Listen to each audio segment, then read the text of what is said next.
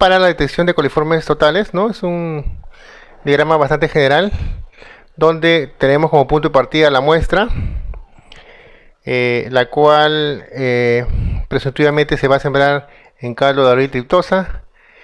De allí, los tubos que den con turbidez y formación de gas serán pasados al caldo brila, ¿no? Que está en color verde, en el recuadro verde. Estas serán incubadas a 35 grados centígrados por 24 a 48 horas. Los tubos que se aprecien gas, ¿no? En la campana Durkheim, así como turbidez en caldo brila, son las que continuarán el proceso para coliformes termotolerantes, ¿no?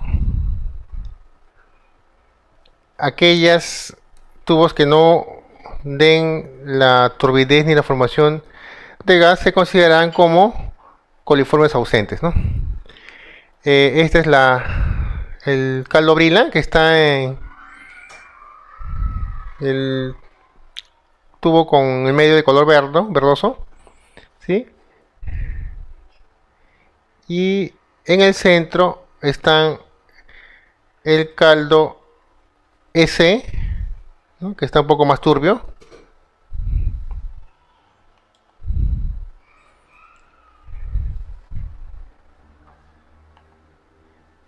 La fermentación de tubos múltiples también nos permite ver no solamente la formación del gas y la turbidez, ¿no? Sino también que nos permite la continuación para ver si efectivamente existen coliformes eh, termotolerantes, ¿no? En este caso deberán ser sembrados en caldo S, ¿no? Como se muestra en el lado derecho.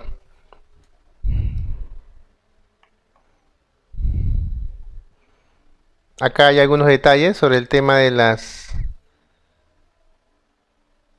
campana Durkheim con gas.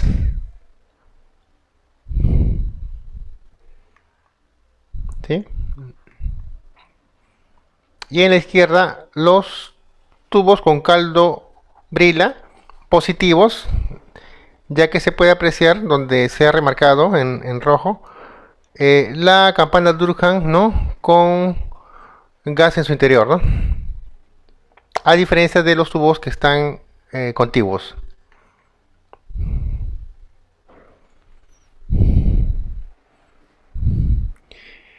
Mientras que para coliformes totales, ¿no? Se sembrarán en caldo brila,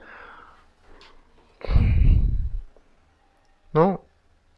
Eh, a una temperatura de 35 grados, ¿no? Por 24 a 48 horas. Para el caso de los coliformes termotolerantes utilizaremos el caldo de el medio EC, ¿no? O caldo EC. Específicamente vamos a referirnos al caldo SMUC, ¿no? Que nos va a permitir ver tanto coliformes termotolerantes, así como la presencia de Escherichia coli al mismo tiempo, ¿no? Que está en el esquema del lado derecho, ¿no? Para este caso ya la temperatura de incubación cambia respecto a Brila, ¿no? En este caso, en el medio SMUC, los tubos van a ser sembrados a 44,5 grados, ¿no? ¿No? Y más o menos 0,2, ¿no? grados. Esto se hará por un periodo de 24 horas. ¿Ya? Es muy similar a lo que hemos estado viendo con respecto al presuntivo que hemos usado caldo lauril sulfato. La diferencia está solamente en los tiempos, en la temperatura de incubación, ¿no? Como son termotolerantes, se les expone dentro de la incubadora a mayor temperatura, ¿no? Que es 44,5 grados. Esa es la temperatura donde puede tolerar o soportar los termotolerantes, ¿no? Y de darse su desarrollo, ¿no? Estarían también manifestándose con la presencia de gas en la campana Durkheim y la turbidez del caldo S, ¿no? Ahora, este pasaje de los caldos Brilla y del caldo EC Mu eh, se hace a través de asadas, ¿no? Las asadas, tres asadas por cada tubo positivo que no saliera para poder hacer la continuación de eh, del análisis, ¿no? Habíamos dicho que en el caso de utilizar ese MOOC, por ejemplo, vamos a exponer el tubo a una luz ultravioleta, la cual cuando presenta fluorescencia corresponderá a que está presente la Escherichia coli en este tubo, ¿no? De ese MOOC.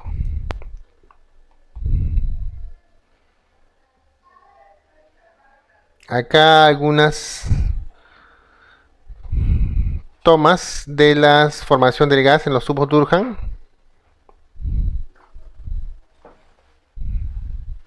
No, y en general el número más probable de los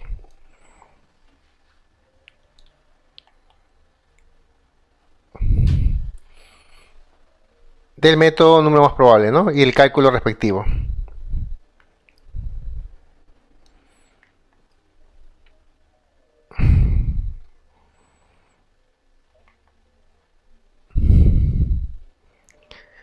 Ya hemos hablado de los coliformes autotolerantes y de la Escherichia coli. Lo que nos faltaría sería ahí está, justamente esa es la foto donde se ve la fluorescencia del tubo que contiene Escherichia coli, ¿no? La muestra de agua que contenía Escherichia coli y la fluorescencia que se ve cuando es enfrentado, ¿no? O expuesto a la luz ultravioleta. Debemos recordar de que la Escherichia coli, ¿no? Vendría a ser el índice de contaminación fecal más adecuado. Los coliformes termotolerantes también son un grupo menos real, pero sí es también un índice aceptable de contaminación fecal, ¿no? Cualquiera de ellos podría ser elegido, ¿no? Esta es la interpretación de que debemos tener para las presencias eh, de los organismos, en este caso, ¿qué nos trataría de decir si encontráramos Escherichia coli o coliformes totales en agua potable? Bueno, se provee evidencia de una contaminación fecal reciente, ¿no? Su detección debe incluir muestras futuras e investigación de las fuentes de contaminación potenciales, ¿no? Tales como un tratamiento inadecuado, rupturas en alguna parte del sistema de distribución, ¿no? O filtraciones de aguas, ¿no? Que de aguas servidas podría ser, ¿no? Entonces es muy importante este aspecto para que puedan continuar la investigación.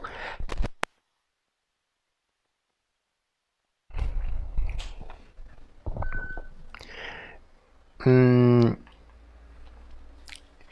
¿Cómo interpretamos la presencia de bacterias heterotróficas? Su presencia básicamente se utiliza para indicar la eficiencia en la reducción de microorganismos en procesos de sedimentación, cloración, filtración. Eso quiere decir que nos va a dar una idea de que en los tratamientos que se realice al agua, ¿no? O también las formas de almacenamiento que se está dando, ¿no? En zonas, digamos que donde no llega agua de red pública, ¿no? Podrían estar, digamos, almacenados en depósitos no de una forma no apropiada, ¿no? Puede ser de repente algunos tanques comunes, ¿no? De repente están expuestos sin tapas, etcétera, ¿no? Entonces nos da una idea de cómo es que pudiera estar expuesto esa masa de agua, ¿no? No solamente en el proceso de tratamiento, sino también durante su almacenamiento. Importante recordar que la presencia de coliformes totales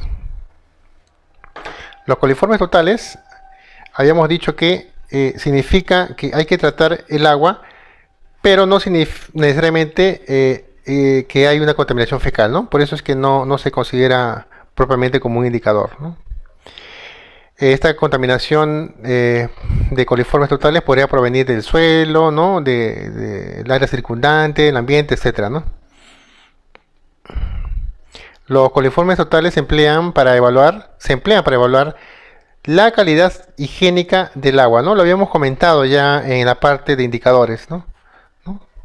Ya que solo sirve para determinar la efectividad de tratamiento del agua y también para asegurar la limpieza e integridad de los sistemas de distribución de agua de consumo.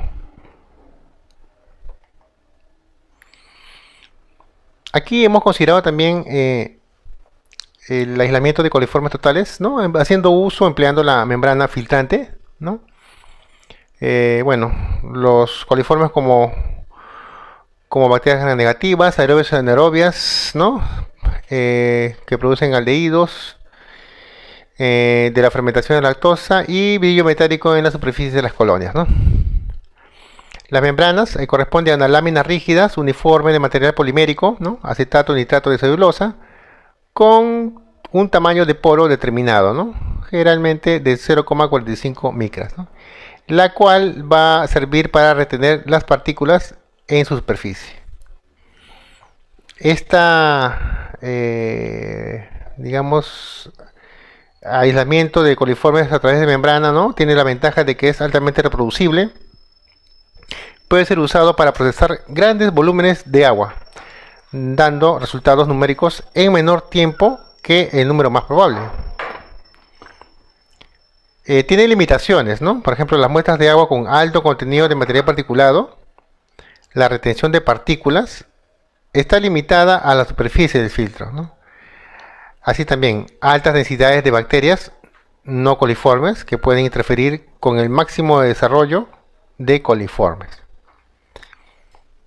Las temperaturas y tiempo de incubación que emplea para la membrana filtrante será de 24 horas a 35 grados centígrados, ¿no? La diferenciación de algunas colonias puede perderse si es que se incuba más de las 24 horas, ¿no? Entonces tiene que darse en tiempos exactos. Aquí algunas fotografías de el método de membrana filtrante, que no es otra cosa que efectuar el filtrado de del agua, utilizando ¿no? el filtro de membrana. Estos microorganismos quedan retenidos en la lámina, ¿no? en el filtro, y es sembrado o colocado sobre una placa que contiene agar, ¿no? Generalmente se utiliza el agar endo, ¿no? El agar endo. Y esas son las colonias que se van a apreciar, ¿no? Una vez que ha habido desarrollo, ¿no? En la primera parte es agar M endo, ¿no? Colonias meas verdosas, ¿no? Con brillo metálico. Y en la parte inferior otro tipo de medio que es el agar nutritivo más mug, ¿no? También es válido emplear este componente, ¿no? Y se expone a la luz ultravioleta y se va a ver las características como se muestra en la imagen. Hay otros métodos también que solamente requieren o nos sirven para ver presencia-ausencia. Es una simplificación del test del número más probable, ¿no? Y que solo usa una porción de 100 mililitros de agua. Puede ser usado como base cualitativa, ¿no? Ya que no podemos cuantificar, ¿no? De otros indicadores como Clostridium, Pseudomonas, ¿no? En el caso de coliformes consta de una fase presuntiva donde se siembra 100 mililitros de muestra de caldo de triple concentración, ¿no? Luego de la incubación, las condiciones de acidez por fermentación de lactosa dará un color amarillo distintivo. Y por agitación, el gas produce espuma. La fase confirmatoria incluye confirmación para coliformes totales, para termotolerantes y para Escherichia coli.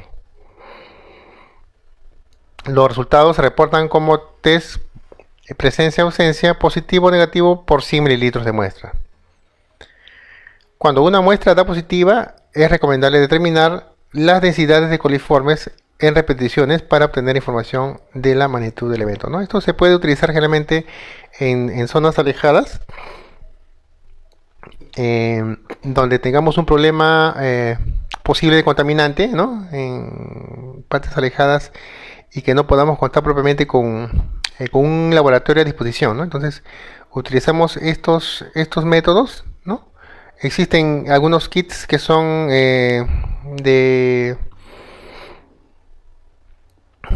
bien prácticos. Acá hay alguno de ellos, ¿no?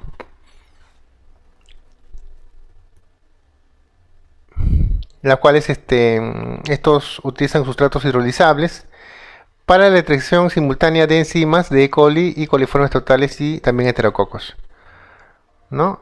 Esta método de presencia-ausencia, ¿no? Según el principio que utilice, será la coloración final del reactivo, ¿no? Entonces cada producto puede ser el heteroler, ¿no? Puede ser el coliler, el coliblu, ¿no? El cromocool. Cada uno de ellos tiene una especificación técnica del producto y cada uno de estos arrojará una coloración, ¿no? Dependiendo de su especificación, ¿no? Solamente vamos a poder diferenciarlos, la presencia con el cambio de color, ¿no? El cambio de color de la muestra sembrada, ¿no?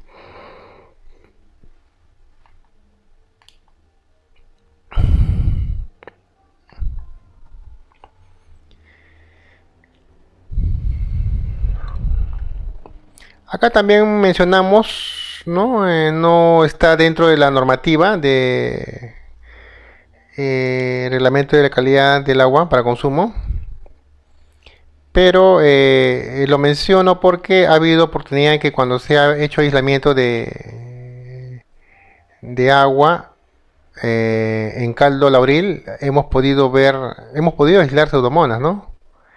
¿Y cómo se observa esto? Esto se observa ya que la coloración verdosa que forman estas pseudomonas es muy nítida, ¿no? Y se forma en la parte superior del caldo, ¿no? Del tubo que contiene el caldo de cultivo, ¿no? Entonces, lo que se hace en este caso es hacer el aislamiento.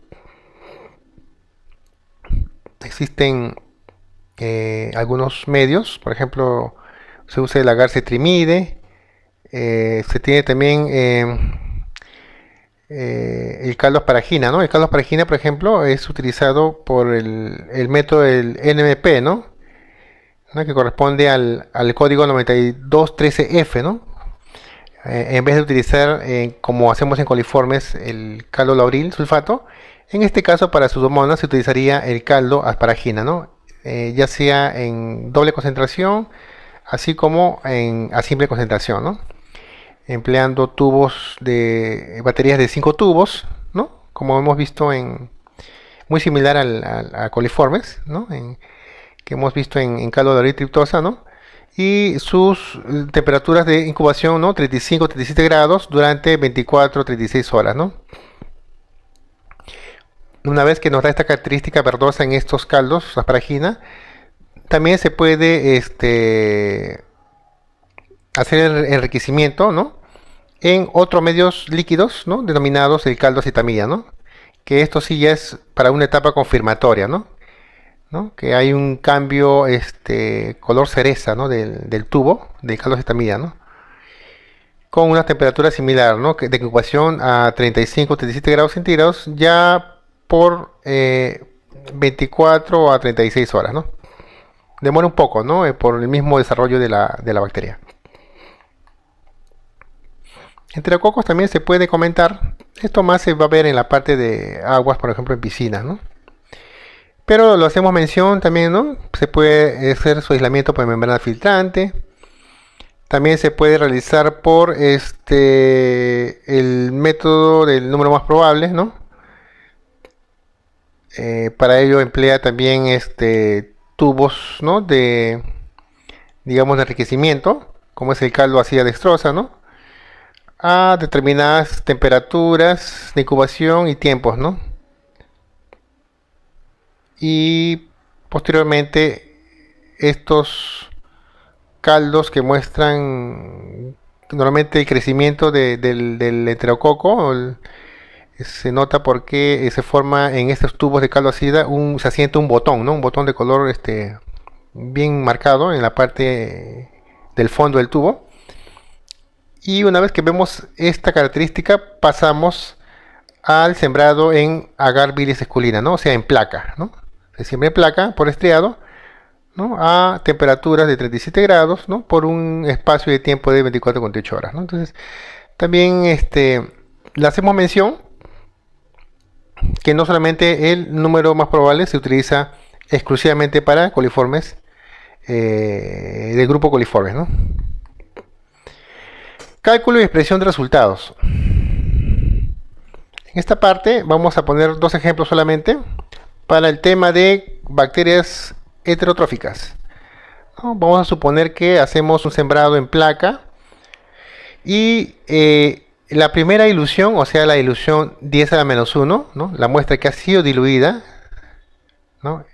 La primera ilusión 10 a la menos 1, hacemos el sembrado en placas, ¿no? Hemos dicho que hacemos por duplicado. Entonces, si tenemos por duplicado sería en la primera placa nos ha crecido una determinada de colonias y en la segunda también. Para este caso, en la primera placa tenemos 22 colonias. En la segunda placa el crecimiento fue de 28 colonias. ¿Cómo es que se hace el cálculo, no? El cálculo corresponde a primero obtener un promedio.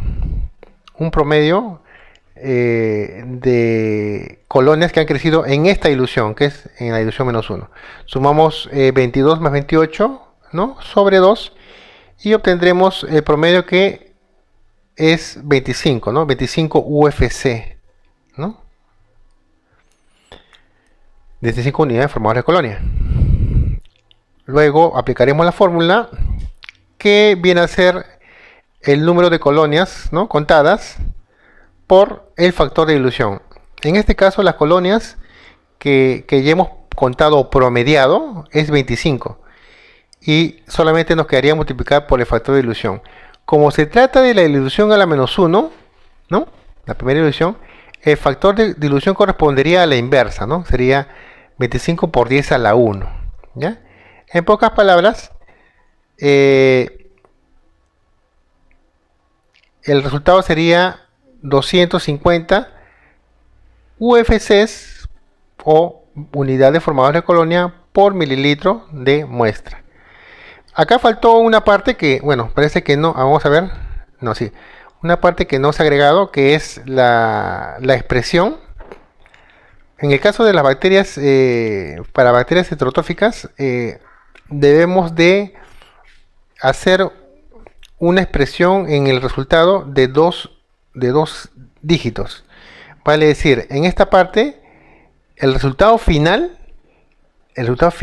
¿no? Que debe ir en el informe de ensayo, sería recuento de bacterias heterotróficas. Corresponde a, sería 25 por 10 UFCs por mililitro. Esa es la forma como se debería expresar el resultado final, ¿no? Acá se ha obviado esta parte, no ha salido acá en la diapositiva, ¿eh?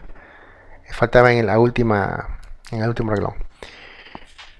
Bien, entonces es bastante sencillo hacer el cálculo, ¿no? Siempre hay que tener cuidado al aplicar la fórmula, ¿no? Del conteo de las colonias y multiplicarlo por el factor de dilución, ¿no? Eso es principalmente. Vamos al cálculo del número más probable de coliformes, ¿no? Acá hay unos ejemplos que hemos colocado.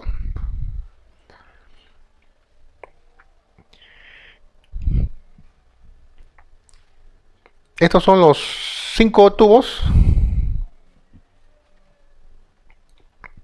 ¿no? 5 tubos por cada ilusión, ¿eh? Por si acaso. No es que son los 5 tubos porque vemos 5 cifras en el lado izquierdo. Es decir, la primera ilusión, o sea, doble concentración, ¿no? 5 tubos de la primera, 5 tubos para la segunda muestra directa, 5 tubos de la primera ilusión, ¿no? A la menos 1, y así, ¿no? 5 tubos de la ilusión 10 a la menos 2, y así. 5 tubos de la ilusión 10 a la menos 3. De estas 5 tubos, vamos a ver cuántas han crecido o cuántas tienen turbidez y gas. Por ejemplo, en la primera fila, ¿no? De nuestra batería ha salido dos tubos con turbidez y gas. Por eso que se cocina 2. En la segunda fila solamente desarrolló un tubo con turbidez y gas, ¿no? Por eso que se ha consignado 2, 1. Y en la tercera fila, que es la ilusión a la menos 1, solamente desarrollaron 2 tubos con turbidez y gas, ¿no? Se ha apreciado esa característica, ¿no? Entonces, la serie correspondería a 2, 1, 2. Yendo a la tabla, bueno, en la tabla del número más probable, ojo que tenemos que utilizar la tabla para 5 tubos, porque también tenemos una tabla que es para 3 tubos, que es la que se utiliza los que hacen análisis de alimentos, ¿ya? Entonces, muy importante diferenciar, no nos vayamos a confundir. Entonces, aquí sería 2, 1, 0 y su valor corresponde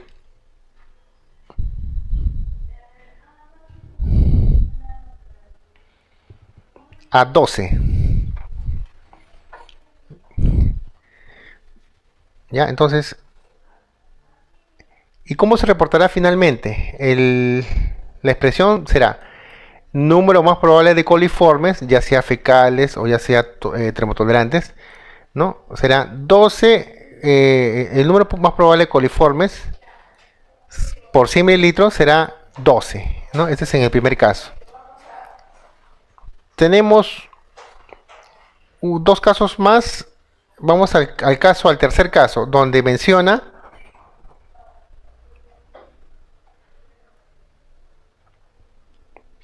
$46, ¿sí?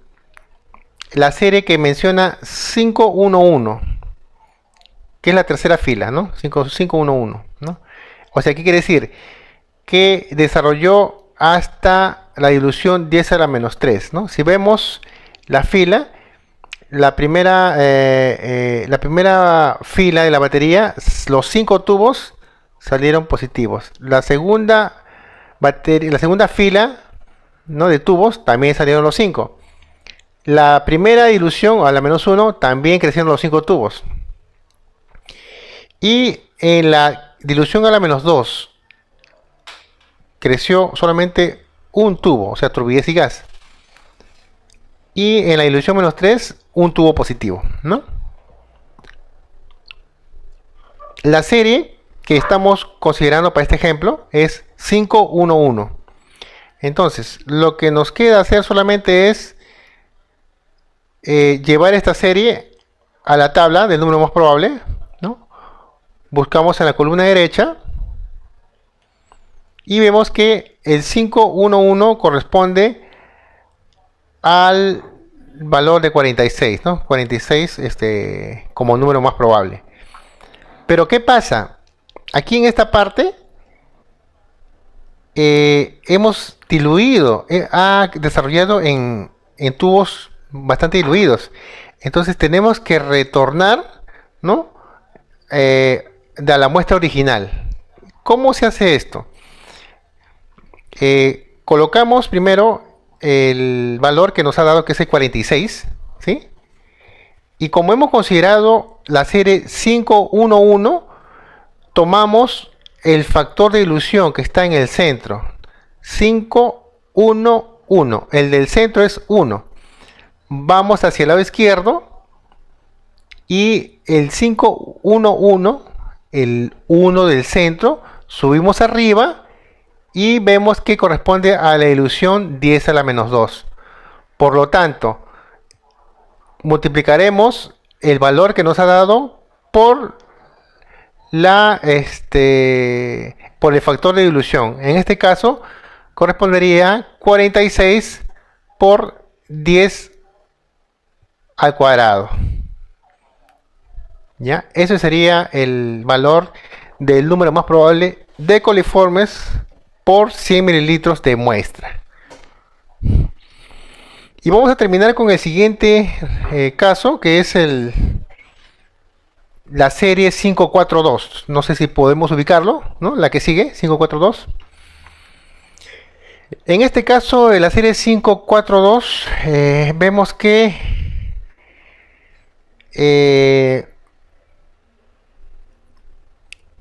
el valor de esta serie corresponde, según tabla, a 220. 220 como número más probable. Pero ¿qué pasa? 220 está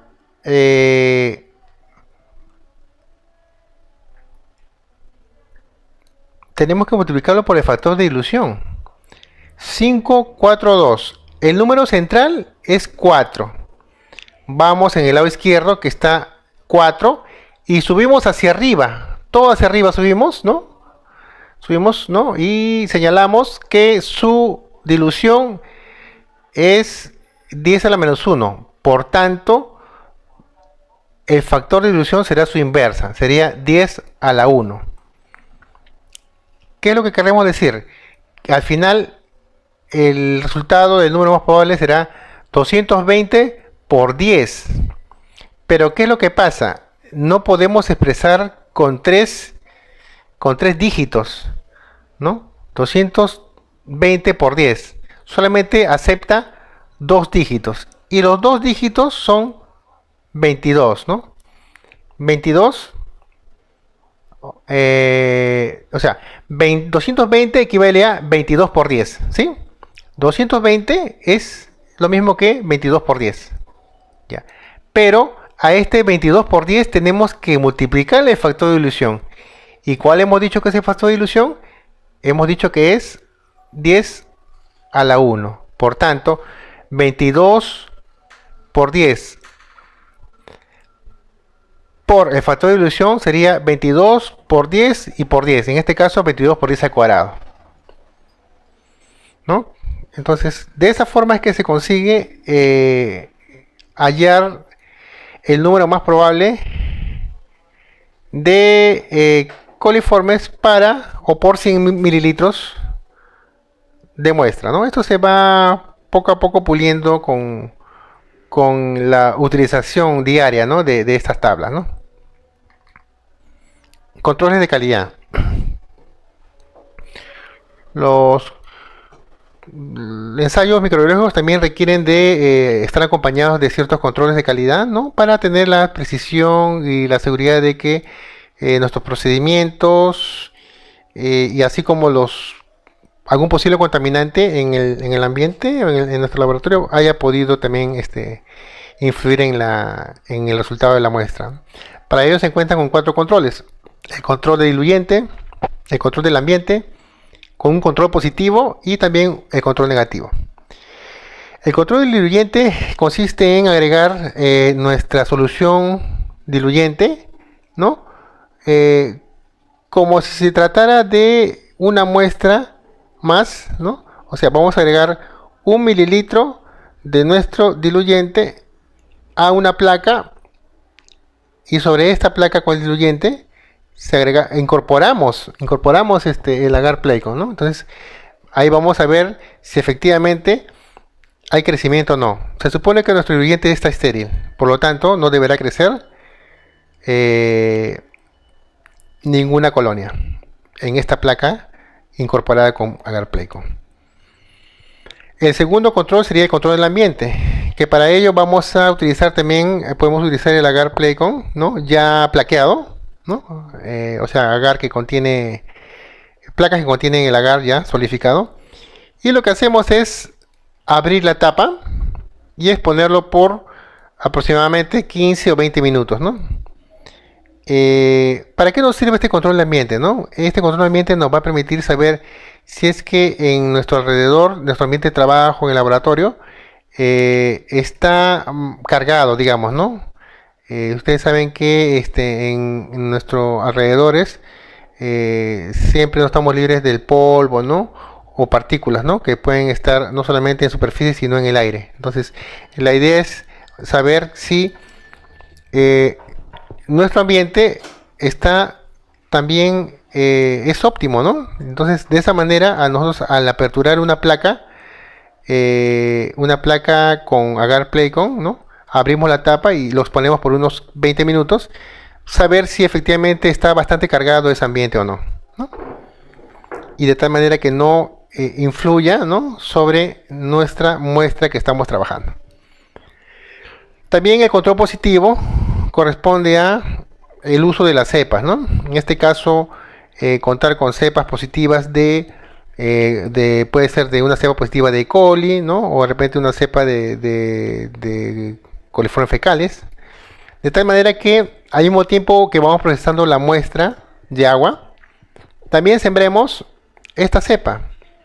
Entonces de esta manera sabremos que nuestros medios de cultivos están funcionando correctamente, ¿no? Porque si tuviéramos medios que no permite el desarrollo de la cepa, entonces podríamos pensar que hay un tema en el pH del medio, o que de repente no corresponde el procedimiento autoclavado adecuado, ¿no? O como podría ser también que la cepa de repente ya bastante usada y no permite desarrollo, ¿no? Y el control negativo no es otra cosa que colocar los medios de cultivo sin ningún tipo de muestra, y solamente vemos que no debe ver ningún tipo de desarrollo, ¿no? Obviamente, si no sembramos ninguna muestra en un tubo con caldo de cultivo, se supone que es un medio que está autoclavado, ¿no? Está estéril, por lo tanto no deberá crecer ningún tipo de microbio, ni mucho menos mostrar turbidez ni formación de gas, ¿no? Entonces, para eso nos sirve el control negativo, ¿no? Si está correctamente estéril nuestros medios. Entonces, con esto ya dilucidamos nuestro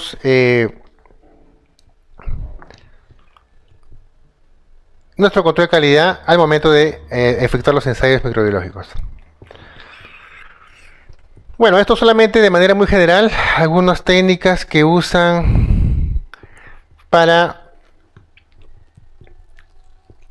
los ensayos parasitológicos, ¿no? Ese es motivo de otro tema, ¿no? En otra oportunidad tal vez, ¿no? Para que puedan haber un poco de práctica, ¿no? Límites permisibles. Este es el cuadro que se ha preparado, ¿no? Para que podamos tener una mejor, digamos, visualización de lo que queremos tratar de transmitir, ¿no? Estos cuadros que voy a presentar son un resumen, ¿no? Si deseamos tener en detalles, son diversos, son numerosos parámetros, ya sean químicos, ¿no? Microbiológicos o fisicoquímicos, perdón. Son numerosos, ¿no? De tal manera que inorgánicos, orgánicos, entonces podemos recurrir al el reglamento de la calidad del agua para consumo humano, ¿no? Ahí está en el anexo, en la parte final, todos los límites permisibles de los parámetros para el agua. Empezaremos con los parámetros de calidad organoléptica. Esta tablita se ha elaborado para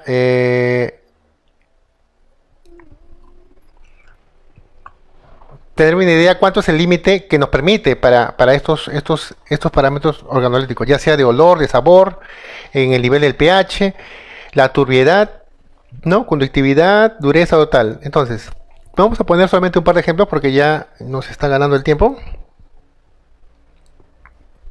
Por ejemplo, cuando vamos con nuestro equipo, un turbidímetro, para medir la turbidez del agua en una muestra X, a nosotros al tomar la muestra, ¿no? y someterlos en este equipo para ver la turbidez, como máximo nuestra muestra deberá no pasar los 5 UNTs, ¿no? O unidades nefelométricas de turbidez, ¿no? Entonces, 5 es el tope que debe tener o que debe marcar nuestro equipo, nuestro turbidímetro, en alguna muestra que estuvimos evaluando, ¿no? Que estuvimos evaluando. Entonces, ya 6, valores 7, entonces no correspondería a una turbidez óptima, ¿no? Y también podemos mencionar el tema de el pH, ¿no? Habíamos hablado del pH, su variedad o su variación, ya sea a medio alcalino o medio ácido, influye bastante en la efectividad del cloro, ¿no? En los componentes del cloro, ¿no? El ácido hipocloroso. Entonces, miren hasta cuánto puede llegar el pH del el agua, ¿no? Miren, debe estar entre 6.5 a 8.5. Estamos hablando para el agua de consumo humano, ¿no? El agua que se toma de una cisterna, el agua que se toma de un grifo, ¿no? De algún punto de distribución, ¿ya? Los parámetros microbiológicos, ¿no? Esto sí está completo. Repetimos, para coliformes totales, ¿ya? No deberá haber bacterias, ¿no? O mejor dicho, coliformes totales. Lo mismo para el caso de coliformes autoderantes, o llamados también fecales. Y tampoco deberá contener, mucho menos, Escherichia coli, una muestra de agua para consumo humano. Solamente permite, en el caso de virus tampoco, ¿no? No debe haber presencia de virus. En el caso de bacterias heterológicas, solamente es el único parámetro, ¿no? Microbiano que permite la presencia de este tipo de bacterias. ¿Y cuánto es lo máximo que permite? Solamente permite 500 UFCs por mililitro. ¿Ya? Entonces, esto es bastante importante cuando hagamos nuestros ensayos microbiológicos, ¿no? Estos parámetros básicos. Parámetros parasitológicos, ¿no? Podemos estar hablando de larvas, huevos, delmintos, quistes o quistes, ¿no? Y el número de organismos, ¿no? Debe ser 0, o sea, ¿no? Ausencia, no debe existir. Lo mismo será para el caso de organismos de vida libre, ¿no? Tales como algas, protozoarios, rotíferos, ¿no? También el número de organismos, ¿no? Como límite máximo permisible será 0, o sea, ausencia. Estos son los parámetros químicos inorgánicos y también tenemos parámetros químicos orgánicos, ¿no? Los químicos inorgánicos, ¿no? Los más saltantes, ¿no? Habíamos comentado como contaminantes importantes, como contaminantes químicos importantes para la salud, ¿no? Habíamos hablado de mercurio, habíamos hablado de plomo, ¿no? Podemos poner esos dos ejemplos, ¿no? La unidad de medida es miligramos de mercurio por litro, ¿no? ¿Y cuánto es lo que se debe tener como límite máximo? En el caso de mercurio será 0,001 miligramos en el agua para consumo humano. No deberá haber más de esta cantidad. Lo mismo para el caso del plomo, ¿no? En el caso del plomo, la unidad de medida es miligramos de plomo por litro. Y el límite máximo que permite el reglamento de aguas es 0,010 miligramos de plomo por litro, ¿no? Entonces solamente estoy poniendo dos ejemplos para poder entender, ¿no? Tenemos pues los nitritos, tenemos pues el cianuro, ¿no? Uranio, antimonio, en fin, ¿no? Entonces estos son, como vuelvo a repetir, límites permisibles que podemos encontrarlos en el anexo del reglamento de control de calidad, ¿no? Para el agua de consumo humano. Estos son los parámetros químicos orgánicos, ¿no? Cuánto de aceite o grasa permite como máximo, como límite máximo, ¿no? El DDT, también otro químico muy importante, dañino, ¿no? El tolueno, el piriprosifeno. Y aquí está en esta última parte el microcystin, ¿no? Habíamos comentado ya en la parte de estándares de calidad del agua, de acuerdo al MINAN, ¿no? Aquí también considera la, o como límite máximo, este componente, el microcystin, ¿no? Que se expresará en miligramos por litro, o sea, máximo deberá haber 0,001 miligramos de microcystin LR por litro de agua para consumo humano. Ya finalmente terminando con la parte de formatos que faltó eh, un poco, ¿no?, complementar, es el informe de ensayo, ¿no? El informe se basará pues en, corresponde al documento donde se detalla toda la información de la muestra, ¿no?, y los resultados, ¿no?, que hemos obtenido de los ensayos efectuados a dicha muestra, ¿no? Consignan datos generales, ¿no?, de muestreo, el código de laboratorio, tipo de muestra, punto de muestreo, ¿no?, qué ensayos se han realizado, ¿no? En este caso, para nuestro caso son ensayos microbiológicos, ¿no? Estipulado por coliformes totales, coliformes tolerantes, Escherichia coli y también bacterias heterotróficas, ¿no?, que va a estar ordenado en una tabla para finalmente dar los resultados de los ensayos, ¿no? Importante subrayar, ¿no?, en las partes, pues en la parte inferior del informe, ¿no?, que los resultados del informe no solo corresponden a la muestra que ha sido sometida a ensayo, ¿no? Porque recordemos que el agua constantemente está fluyendo, ¿no? Entonces tener un solo resultado no necesariamente quiere decir que siempre corresponde a un agua de buena calidad, ¿no? Porque está sujeta a cambios, ¿no?, tanto en tiempo como en espacio, ¿no? El encabezado del informe dependerá del tipo de ensayo, ¿no? Aquí hay un ejemplo, por ejemplo, ¿no? Si se trata de un análisis o un ensayo microbiológico, ¿no?, el encabezado constará de la unidad de laboratorio, ¿no?, que hace el análisis. Segundo sería qué tipo de análisis es, ¿no? En este caso es un análisis microbiológico de agua, porque podría también ser un análisis microbiológico de alimentos, ¿no? O también un análisis microbiológico de suelo, ¿no?, dependiendo de qué es lo que qué muestra se está tratando. Para líneas abajo colocar, ¿no?, consignar el informe de ensayo número, ¿no?, que corresponde, correlativo obviamente, ¿no? Y finalmente este es el esquema de un informe, ¿no? Es un modelo que puede variar este modelo, ¿no? Eh, entonces aquí un poco se aprecia mejor lo que hemos explicado en el diapositiva anterior, ¿no? La parte superior, los datos generales del muestreo. También en la parte derecha, el control laboratorio.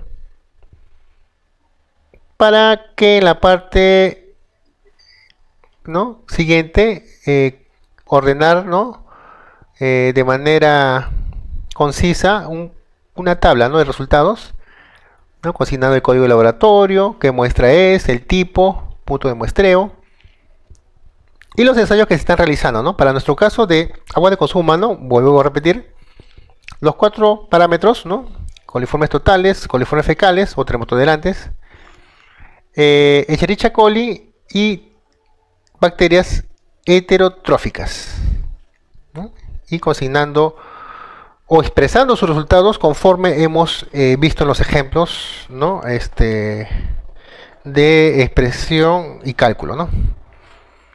En la parte final se puede consignar también las metodologías realizadas, ¿no?, que se ven en los últimos renglones. Bien.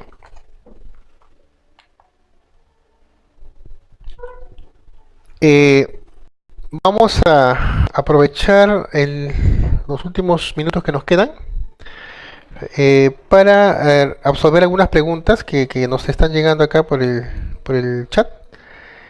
A ver, vamos a ver.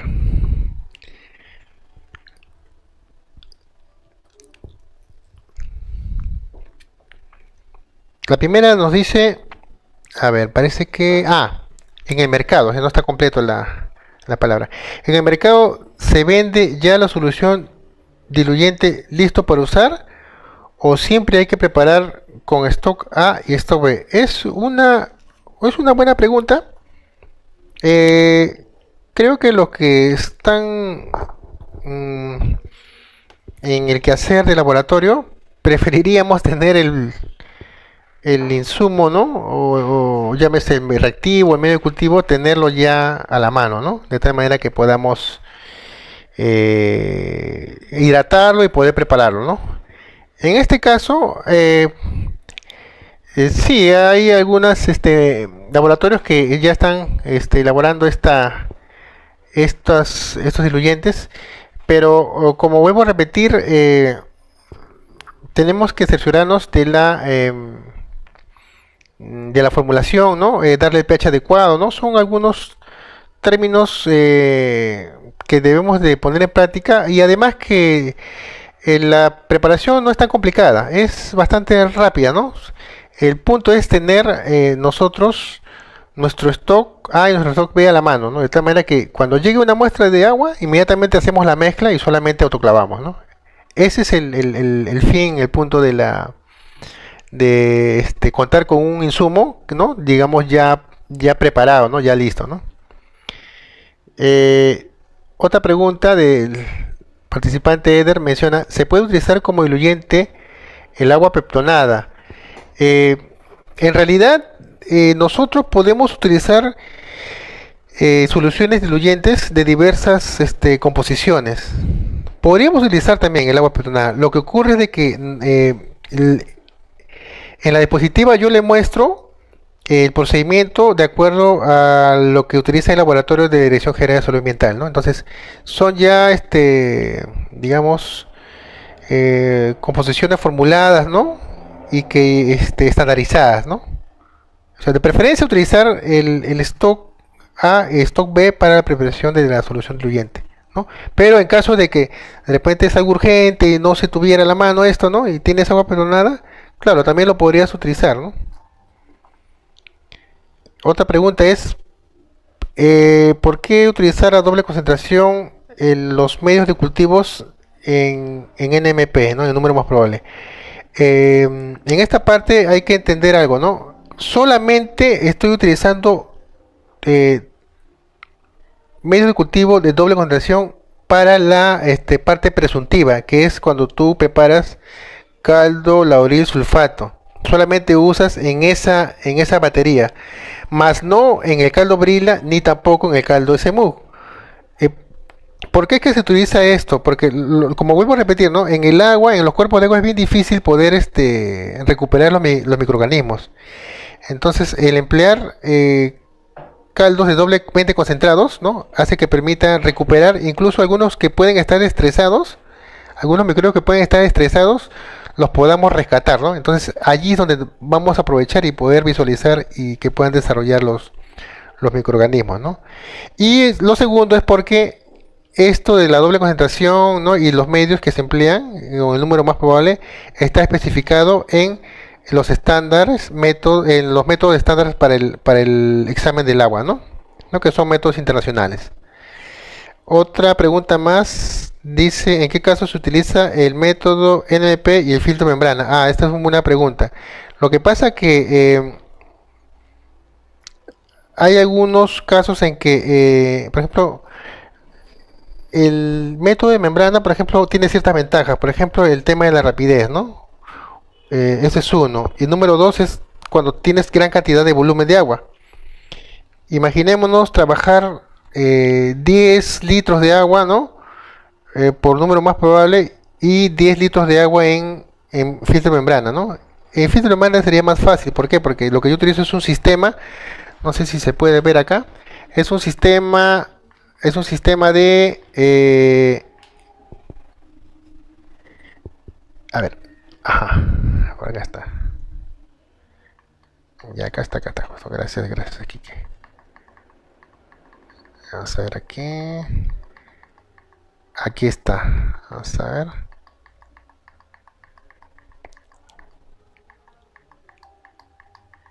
Ya, este es lo que se te muestra en pantalla, por ejemplo. Este es lo que toda filtración utiliza, ¿no? Un sistema de filtración, ¿no? Compuesto por una bomba de vacío, ¿no? Un motorcito, un brazo, ¿no? O rama de filtración. Entonces aquí se coloca la membrana, ¿no? El filtro de membrana, y es que se hace pasar todo este agua, ¿no? Entonces, en un tiempo corto vamos a poder filtrar todos esos 10 litros, ¿no? Que pudieran haber, y se va a retener rápidamente el microorganismo, si es que hubiese, ¿no? Entonces nos va a permitir una rapidez. Segundo, tiene un poco más de sensibilidad con respecto al número más probable. Y sobre todo no utiliza tanto material de vidrio, porque como hemos visto en el NMP, utilizamos tubos, utilizamos campanas Durham, ¿no? Utilizamos medios diferentes, ¿no? Ya sean para los termotolerantes, ya sean para los totales, ¿no? Entonces es un poquito más laborioso. Eso sería la única diferencia, ¿no?